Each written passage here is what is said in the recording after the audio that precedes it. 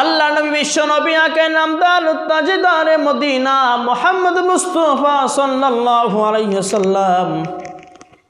সাহাবীদেরকে যখন তালিম দিচ্ছেন, সাহাবীরা হঠাৎ করে নবীজিকে জিজ্ঞাসা করেন, ইয়া রাসূলুল্লাহ, ইয়া হাবিবাল্লাহ, আপনি তো বলেছেন সবে কদরে ইবাদত করলে এত গুণ সওয়াব হয়, সবে বরাতে রাতে ইবাদত করলে এত গুণ সওয়াব হয়, কিন্তু নবীজি জন্মের শুরু থেকে নিয়ে এই পর্যন্ত যত রাত পাইলাম সব তো দেখি সেই জন্মের শুরু থেকে যে একটা রাত দেখেছিলাম অন্ধকার অন্ধকারে দেখা যায়। ওগো নবীজি 60 বছর বয়স হয়ে গেল, 70 বছর বয়স হয়ে গেল, এখনো পর্যন্ত তো সেই রাতই দেখতেছি।